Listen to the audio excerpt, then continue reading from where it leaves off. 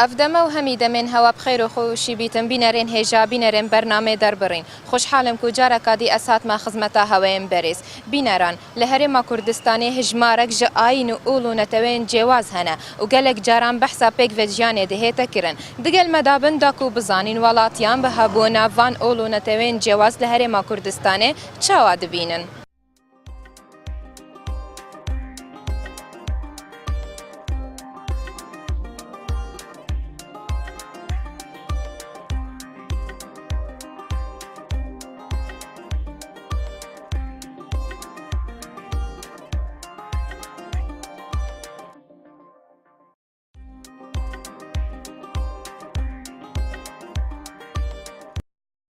ئێمام تو چاوا پێک بە ژیانێ لە کوردستانی چاوات بینی من لە بۆ ئەگەر تەمەشای پێکاتەکانی کوردستان بکەین پێکاتەی زۆری تێدایە لە ڕووی ئەدیان و مەزهەبەکان و ئەوە مەسەرەن ئەوە ئاینی ئیسلامە و ئەوە مەسیحیە و ئەوە کلدانیە و ئەوە یەزیدیە و ئەوە لە بۆ حالەتی ئیجتیماعی و پێکەوە ژیان زۆر باشی یەکدی احترامی یەک دەگری هەر کەس لە لە لای خۆی احترامی وی دەگری کەس عەلاقەی بەد لە ڕووی سیاسیەوە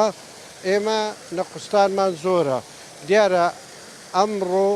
لە کوردستان پێکاتەیەک ئەو پێکاتانە لە ڕووی ئەدیانەوە بەرەو باشی دەڕۆی احترامی یەک دە بەڵام لە ڕووی اقتصادەوە لە ڕووی داهات و بژێوی ژیانی هاوڵاتیان ئێمە زۆر نیگەرانی لەبەرەوەی هاوڵاتیانی کوردستان بەرەو لاوازی و زەعیفی دەڕۆن لە ڕووی ئابوووریەوە ئەمە پێ وای لێ هاتووە لەبەرەوەی ئیش و کار زۆر کەمە و داهاتی کوردستان بە تەواتی بە شەفافێت بەش ناکرێ مەجموعە لۆخۆیان دەیخۆن و دەبەن ئەویدی لەبەرەوەی هاوڵاتیان لە موچەکانی خۆیان لە چار بەشان بەشەکیان دەدرێ ئەوەش وای کردووە پێکاتێ ئەدیانەکانیش نیگەران لەو شتەی یعنی تاسیری کردووە لەسەر ئەوەی کە ژیان و گوزەرانی هەموو مەزهەبەکان و هەموو ئەدیانەکان بەرەو خراپی دەڕوا بەرام لە ڕووی ژیان و هاوڵاتی و عەلاقەی ئیجتیماعی بەرەو باشی دەڕوا. بەرێنگینە چاوا بۆ پێک بە ژیان نوکەوەکی بەرەیە یان نا؟ ئێستا پێشی شەڕی داعش باشتر بوو بەڵام ئێستا لەبەرەوەی شەڕی داعش کرا ئەدیانەکان زۆری لە مووسڵ بوون هەمە هیزرەتیان کرد هاتنە هەولێری و هاتنە مەناتیقەکان زۆر بە احترامی وەرگیرانەوە ئێستاش ئەو دێی ئەدیانی تێدا مووسڵ وەکو شەبەک و وەکو مەسیحی و کلدان و ئاشووری و یەزیدی و هەموو پێکاتەکان ئێستا لە هەولێرە خڕبوونەوە بەرەو ئەوەی کە شەڕی داعش خلاص بێ مووسڵ کۆتایی پێ بگەڕنەوە جێوڕێ خۆیان بەبێەوەی یەک کەس ئەوە شام بکە نیگەران بێ وەکو شارێکی خۆیان وەکو خاچی خۆیان وەکو ئاو و هەوای خۆیان لە هەولێری احترام گیراون. لێرەدا دیتناتان مامۆستایان ئاینی ڕۆلێوان چییە؟ ڕۆلی وان مامۆستایان بە جێرەی خۆیان مامۆستای ئاینی هەر کەس لە ڕاستە خۆ بیر و بڕوان خۆتی لە ڕۆژی خۆتبەی جومعەکان گەلە جارباسیەوەی دەکەنی احترام و متەبادلی ئەدیانەکان بگیرێ هەر کەس بەڵام خۆی هاوڵاتی کوردستان هەر لە مێژووە لە کۆنەوە احترامی یەک دێ لەبەرەوەی ئەدیانی زۆر تێدا و احترامی زۆر تێدا دەبینی ئەو قەڵاتەی ئێمە باز دەکەن پێشان لەوانەیە 2000 ساڵەوی ئەدیانەکانی دی حکومیان لەسەر کرابێ ئیسلام ئەو کاتی نەبووە بەڵام لێرە ئەمە کوردستان ئێستا لە ڕووی ئەدیان و ئەخلاق و تربیەتەوە احترام و متەبادل هەیە بەس لە ڕووی قەیرانی ژیان و گوزەران و قوتنی هاوڵاتیان کەمل کۆتێ. پێک بە ژیانێ چاوات بینی لە هەرێما کوردستان؟ پێکەوە ژیان شتێکی چاکە خەڵک هەمووی وەکو یەکە مەسیحی بی یەزیدی بی کورد بی موسڵمان بی عەرەبی کوڕێ ئەرزی بەشی هەموو عالەمەی دەکا کە ئەمەش خەڵک کراوین دروست کراینە لە ئەوی پێکەوە بژین. كتبين من لچایخانەی مەچکۆنە چاوت بینی ینی هەمی پێک هاتاتینە لێرە ژە هەمی ئاینن جێواز چ خۆشیاوی تاماوی چیە لێرە خۆشیەکەی ئەوێ ئەتوو ئەنواع شت دەبینی ئەنواع کلتور دەبینی ئەنواع تەبایع دەبینی ئەنواع ئەفکار دەبینی گوێ دەدەیە هەریەکی ئاراچی هەیە حتمما ئەگەر ئەتوو لە ناحی پۆزتیڤ بی لێک نزیک دەبیەوە دبینی پێکڤێژیان نانووکەوەکی بەرەیە یان نا وەچی بەرێ نییە هەندێک ترسی هەیە خەڵکەکە لەبەر ئەوە تاسی دەکات سە ظروفی اقتصادی و ئەمنی و سیاسی هاتنا داعش تأثیر پێکڤێژیانێ کردە لە کوردستانێ زۆر تاسیری کردیە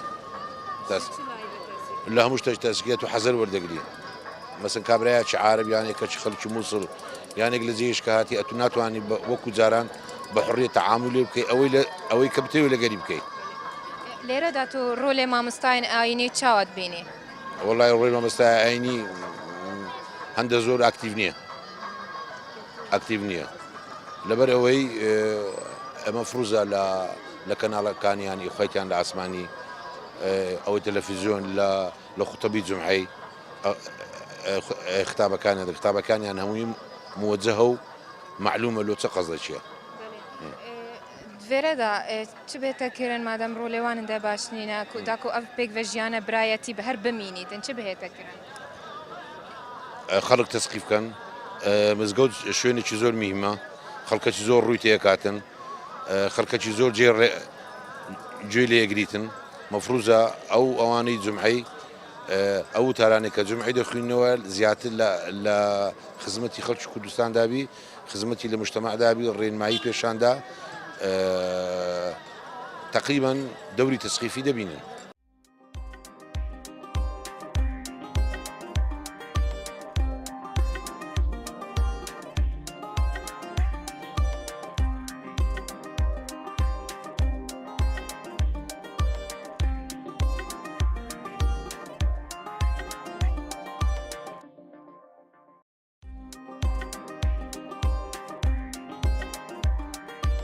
هەبوونە ئەوڵۆنەتەوێن جیاواز لە هەرێما کوردستانی تو چاوت بینی خۆشەتی بە خێراتی کەڵانەکەتان دەکەم هیوای سەرکەوتندان بۆ دەخوازم بەڕاستی ئێوە بە خەڵکەوە جوانن من وەک نەتەوە زۆر باش دەزانم وەک نەتەوەکان نەتەوە یەزیدی هەیە کورد هەیە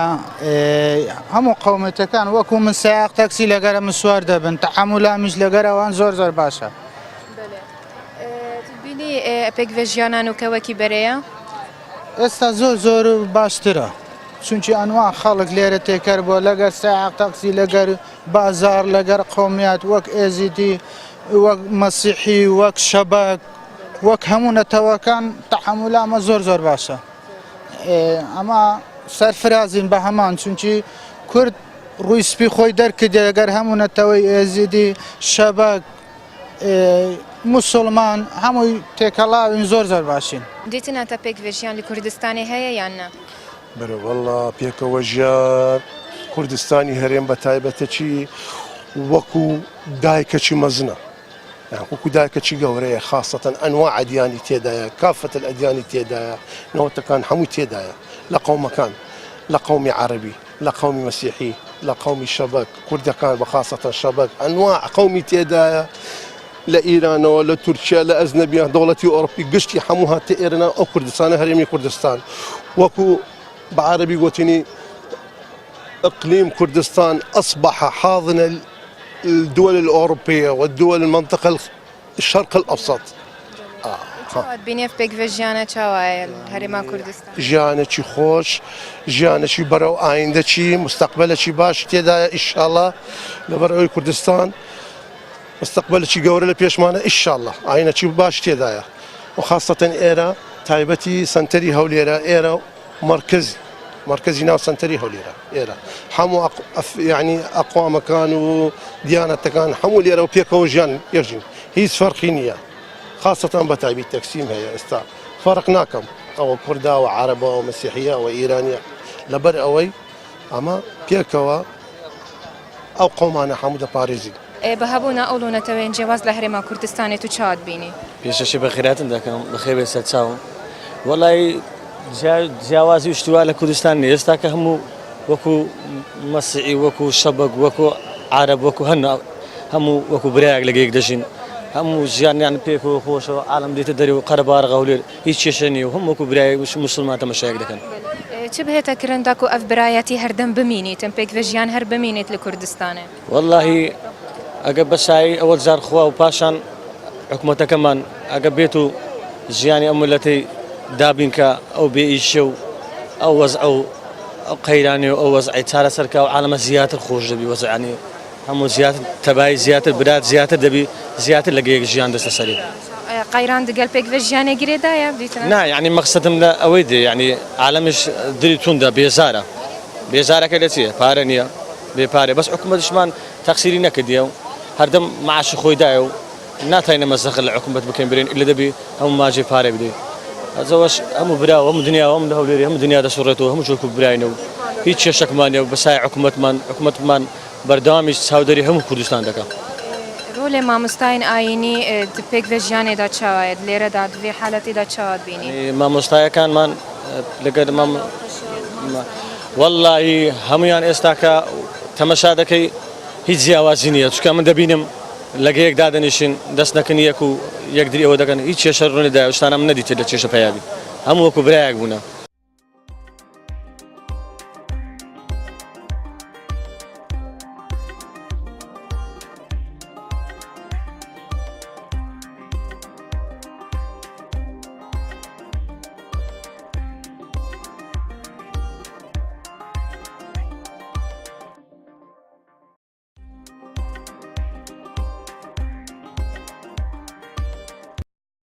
هەبوونە ئەوڵ و نەتەوێن جیاواز لە هەرێما کوردستانێت و چاوات بینی؟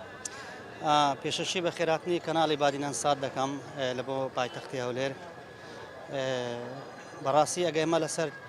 چین و توێژەکانی کوردستان بڕۆین بە تایبەت لە هەرێمی کوردستان و هەرێمی عێراق لە ناوچەی عێراق کوردیش وەکو کەمەنەتەوە ئێستا حیساب دەکرێت بەڵام لە ناو کەمەنەتەوە جۆرەها میلەتی دیمان هەیە بە زمانی جیاواز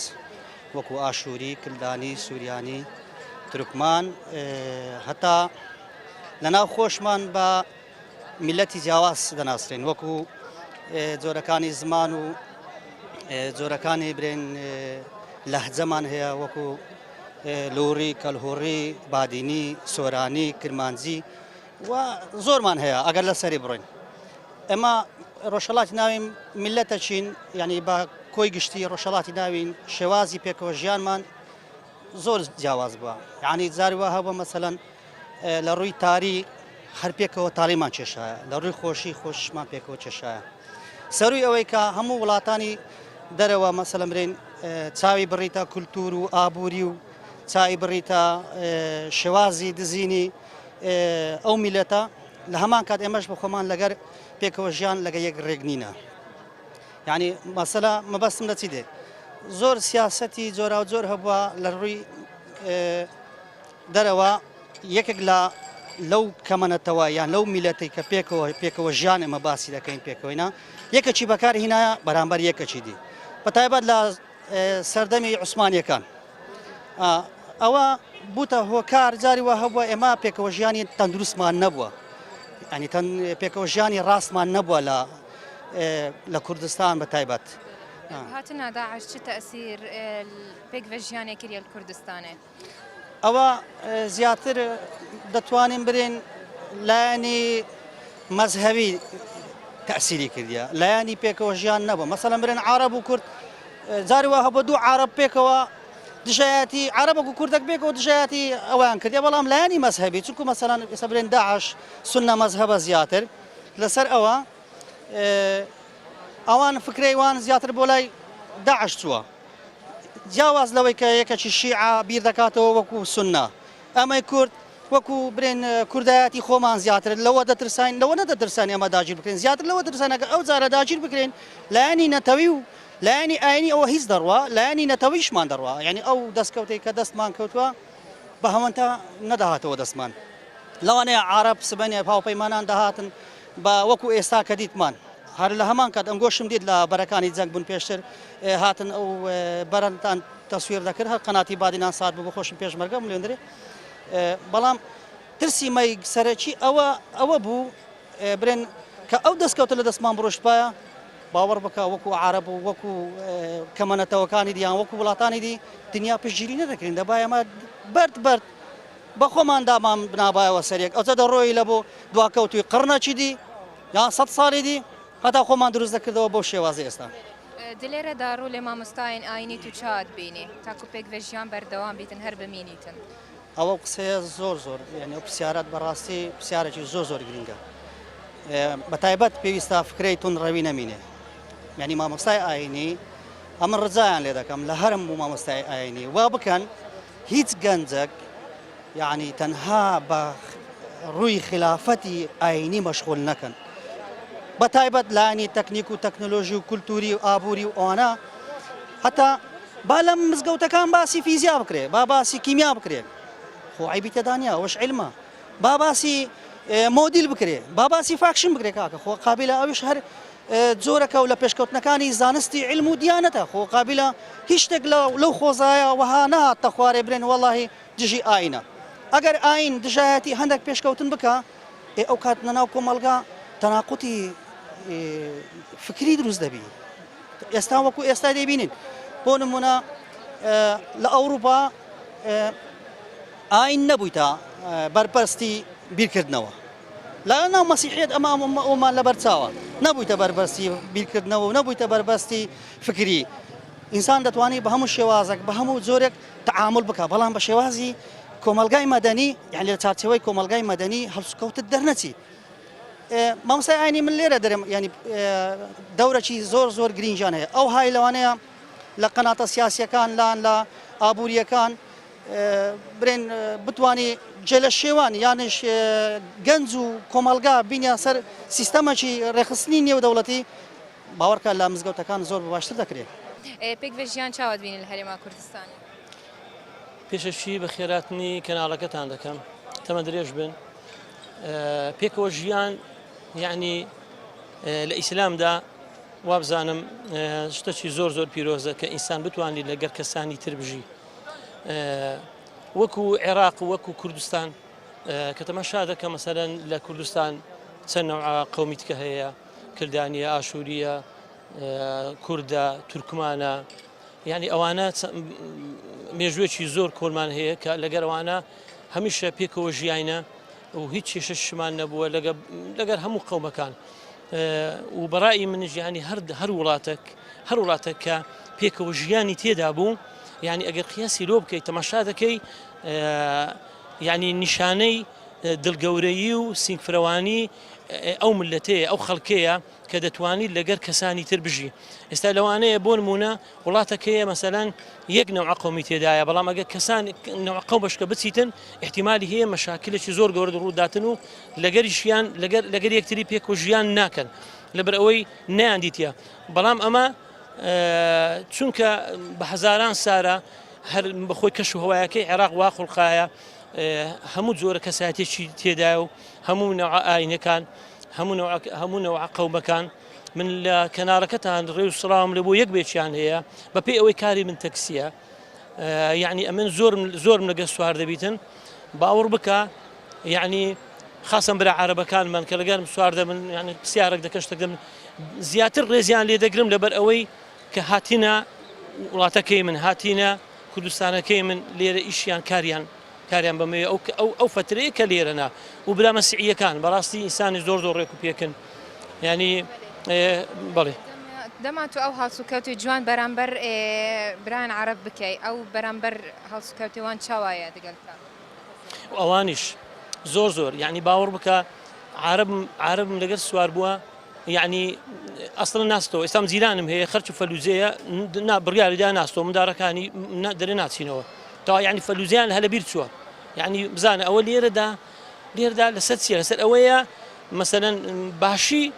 ملەتی کورد بە دەردێخی سینگفرەوانی و دڵگەورەیی ملەتی کورد بەسێ بەڵام ئەگەر لەگەر ئەوەی ئەو لێ شاوە ڕووی لە ئێمە کردیە و هاتی ئێرە و ئەگەر ئەمە کەسانی خراپ باینایە و لەگەریان نەحوا باینەوە مەسەلەن ئەزیەت ئەمدامەن احتیمالی هەیە لێرە کۆچیان دەکرد و نەدەژیان بەڵام تاریخ وای دەسەلمێنی کە کورد هەمیشە دائیمان دڵی فرەوان بووە لەگەر هەموو قەومەک لەگە هەموو کەسایەتێک ژیانی خۆی بەسەر بردیە و زۆریش پێخۆشحاڵین لەگەریان ئەمە چ بهێتە کرنداک و ئەف پێک ڤژیانە هەر بەردەوام بیت هەر بمینیت کوردستانێ چ بێتە کرد پێشەچی یعنی شەڕی داعش بەڕاستی تەسیری زۆر لە وەزعی کردیە طبعا حکوومەت زۆر مەسەرەن سەرقاڵە بەو کێشەی داعش ئەوانە بەڵام ئەگەر هاتوو مەسەرەن ئینشاءڵڵا کێشەی داعش نەما دنیا ئارام بووە بەڕێی من حکوومەت تەقسیری نەکردیە بزات حکوومەتی خۆشمان يعني خرج له حتى الرادق لي لحكومة يعني مكستان هي يدري بو آوار كان أو هذا كري أو هذا كري بو أوانا هاتين أو هذا كري نخير أو دلالة دويدتاتن كأما بيكوجيان من قبورة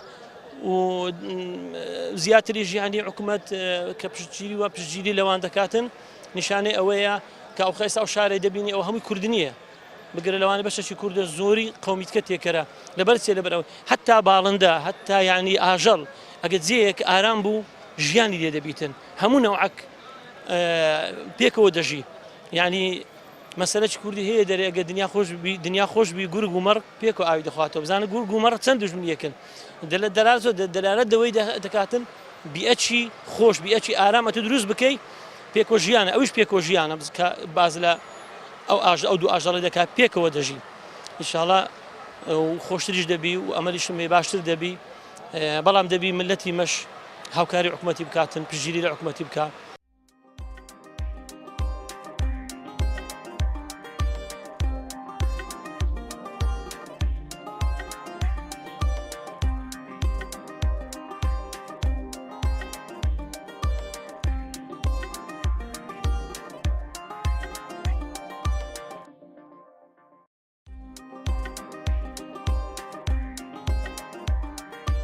پێک ڤژیان چاوت بینی لە هەرێما کوردستانێ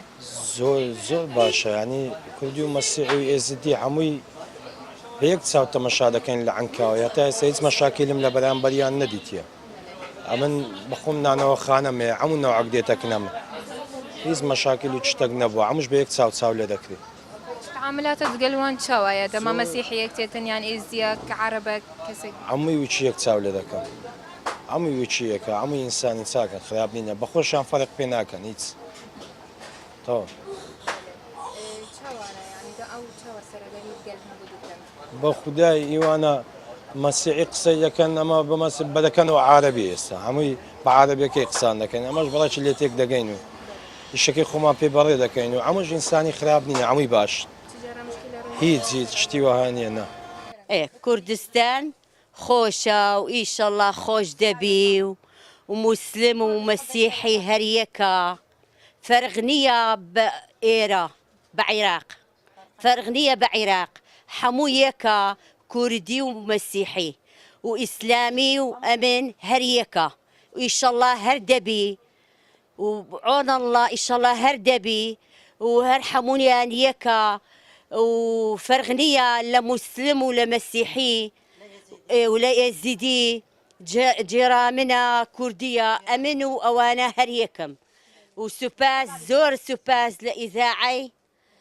بدنان زور سوباس لإذاعي بدنان وإن شاء الله خوش دبي وأو إذاعي قناتي إن شاء الله هر خوش دبي لشعب العراق حمو إن شاء الله پێکەوە ژیان چۆن دەبینی لە هەرێمی کوردستان والله ئەمە هیچ فەرقەمان نەکردیە لە حسابی خۆم ئەمە شەقلاوەینە حسابی دەگەرێک دی کوردەکان یعنی ئێستا هەموو ئێزیدی و ئەوانی مەسیحەکان هاتینەوە هیچ فەرقەی ناکەینەمە هەموو خوشک و براینە خواوەکی لەمە هیچ فەرقەمان نییە لایمە ئیشاڵاش کوردستان خۆش دەبی بە خێل و قووەتی خوای دنیایەکە خۆش دەبی ئەوە دەربانتون نابی چ بهێتە کرنداک و ئەف پێک ڤژیانە هەر بمینیتن هەر بەخۆشی دگەل ئێک بژین ئیشاڵە هەر بەخۆشی دەژین بە تەمای خۆ ها پێویستە وەڵڵا ئێستا لەو ئەرزاق و شتی ئەوانە دەرێ مامۆستایان ئاینی چ بکەن لە مەکتەبێ چ بکەن لە بوون مناقەشە لە کەنیسا ماڵا لە جامع چ بکەن داک و پێک ڤژیانێ دروست بکەن هەموو نوێژ دەکەن هەموو تەڵەب دەکەن لەخوا دەرێن ئەو دنیای خۆشببی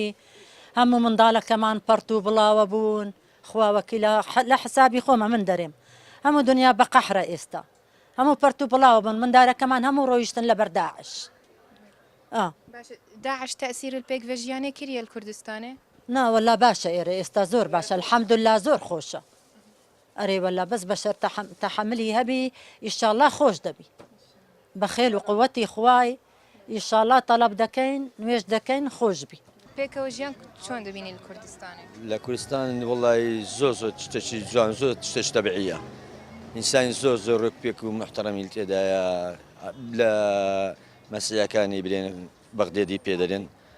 ئەمدانیە ئینسانی زۆر ڕێک پێک و محتەرەمن هەروەها بێتەوە برێن برای ئیزیدەکانی چکار ئەوانی لێرانەنا ئەوان ئینسان زۆر ڕێک و پێک و محتەرەمن پێکەوە ژیان هەیە لە ژیان لە کوردستان زۆر شتێک تەبیعیە زۆر ئاسایشە زۆر برێن خۆشە لەگەرەیەکدری زۆر پێکەوە تەقریباً سێ سارە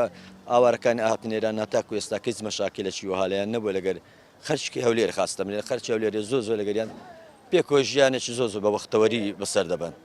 پێویستە چی بێتە کرنداکو ئەو پێکەوە ژیانە بەردەوام بیت هەر بمینیتن وەڵی بەڕێی من ئێستا وایە لێرانە چۆن کەراڤاناتیان لۆکرێتەوە هەروە یارمەتیان بدرێتن هەروە یارمەتیان بدرێت خان و چتیوالیان لێرە بەناوکرێتن چکە ناتان لێرانە خانی شتیان ئێستا سارە شتیان بەناو ناکرێت ئێستا بێت ئەو ئینتفاقە هەبی لە بینی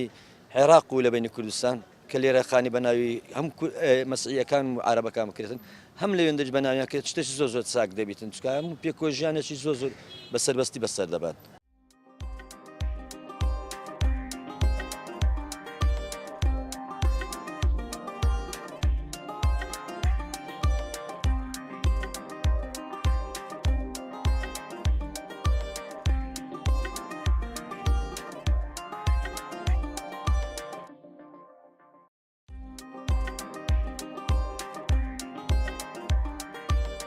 بینەرێن هێژە کوردستان وەکی باخچەکی جوان و ناسکە ji ber ku hemî rengên gulan bi xwe vedigirîtin lewra weku welatiyan daye diyarkirin ku pêtiviya giringiyeka baş bi vê baxçe bihête dan da ku herê geş û paqij bimînîtin elvêre jî em gihiştîne dîmayîka xeleka vê heftiyê ta heftiyeka dî û babetekî dî ji bernamê derbirîn bimînin şad xatira hewa